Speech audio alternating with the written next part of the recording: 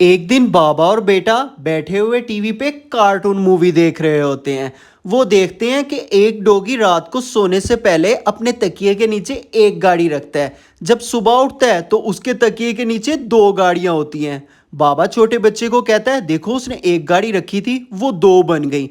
आओ हम ऐसा करते हैं, हम भी तुम्हारी इस एक गाड़ी को तकिए के नीचे रखते हैं और सुबह उठ के देखेंगे क्या हमारी तकिए के नीचे दो गाड़ियां होंगी या नहीं। वो अपनी एक गाड़ी को तकिए के नीचे रख के आराम से सो जाते हैं और जब सुबह होती है और वो नींद से उठते हैं तो सबसे पहले तकिया उठा के क्या देखते हैं, उनके तकिए के नीचे दो गाड़ियां होती हैं। बाबा और बेटा ये देख के बहुत खुश होते हैं। बाबा छोटे बच्चे को कहता है, चलो ऐसा करते हैं, अब हम इन दो गाड़ियों को तकिए के नीचे रखते हैं और देखते हैं क्या अब दो गाड़ियां चार में तब्दील होती हैं या नहीं होती। सुबह उठ के बाबा और बेटा जब तकिए के नीचे देखते हैं तो बहुत खुश होते हैं क्योंकि मैजिक से उनकी दो गाड़ियां चार में बदल जाती हैं और दोनों बहुत खुश होते हैं। बाबा बच्चे को कहता है, यार ये मैजिक तो हर बार काम करता है, चलो इन चार गाड़ियों को तकिए के नीचे रख के फिर से सो जाते हैं और जब सुबह उठेंगे तो चार गाड़ियां आठ में बदल चुकी होंगी। मैजिक फिर से अपना काम दिखाता है। ये सुबह उठ के जब तकिया उठाते हैं तो क्या देखते हैं, नीचे इतनी सारी गाड़ियां होती हैं। बाबा काउंटिंग करता है और बच्चे को बताता है ये पूरी आठ गाड़ियां हैं। बाबा बच्चे को कहता है, यार गाड़ियों पे तो मैजिक काम करता है, चलो ऐसा करते हैं कि हम अपने इस भालू को तकिए के नीचे रखते हैं और सुबह उठ के देखेंगे क्या ये जादू भालू पे काम करता है या नहीं करता। मैजिक हर चीज पे काम करता है। उनका रात का तकिए के नीचे रखा हुआ एक भालू सुबह दो में तब्दील हो जाता है और ऐसे मैजिक कर करके दोनों बाप बेटा बहुत सारे खिलौने इकट्ठे कर लेते हैं। बाबा बच्चे को कहता है, यार खिलौने तो बहुत इकट्ठे कर लिए, चलो थोड़े से पैसे इकट्ठे करते हैं।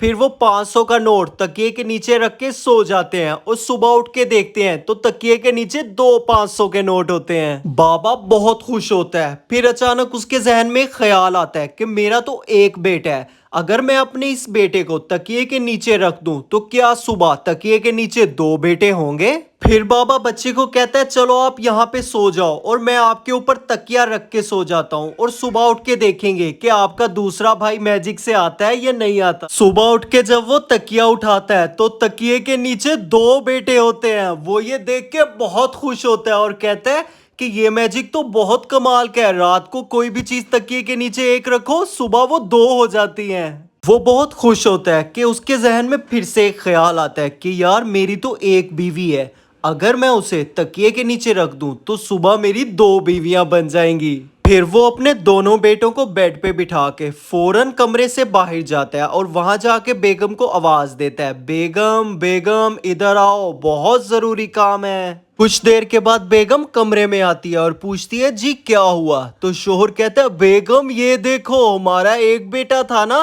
अब हमारे दो बेटे हो गए हैं। बेगम कहती, वो कैसे। शोहर कहता, मैजिक से। बेगम कहती, वो कौन सा मैजिक। शोहर कहता, हमारे पास एक ऐसा मैजिक है कि कोई भी चीज तकिए के नीचे रखो वो दो हो जाती हैं। हमने गाड़ियां तकिए के नीचे रखी, हमारी इतनी सारी गाड़ियां होगी। हमने ये बेर तकिए के नीचे रखा, वो भी हमारे डबल हो गए। फिर मैंने सोचा कि हमारा तो एक बेटा है, फिर मैंने अपने बेटे को तकिए के नीचे रख दिया और सुबह उठा तो देखा हमारे दो बेटे हो गए। बेगम बच्चे को उठाती है और कहती है, ये तो बहुत प्यारा बेटा है। फिर शोहर कहता है, बेगम मेरे जहन में ना एक आइडिया आ रहा है। बेगम कहती, वो क्या। मेरी बेगम सारा दिन काम करती है, बच्चों को संभालती है, थक जाती है, क्या क्या करती है। ऐसा करते हैं, मैं तुम्हें ना तकिए के नीचे रख के सो जाता हूँ, सुबह उठूंगा दो बेग में बन जाएंगे। बेगम कहती है, नहीं नहीं मुझे नहीं ये वाला मैजिक करवाना, मैं सारे घर का काम खुद कर लूंगी। इसी दौरान पिल्लो से आवाज आती है, मैं पिल्लो बात कर रहा हूँ, मेरी बात गौर से सुनो। ये मैजिक दुनिया की हर चीज पे काम करता है लेकिन बीवियों पे काम नहीं करता। इस मैजिक से तुम खिलौने डबल कर सकते हो, बेयर कर सकते हो, यहाँ तक के बच्चे भी एक से दो कर सकते हो, लेकिन बीवियों पे ऐसा नहीं करता।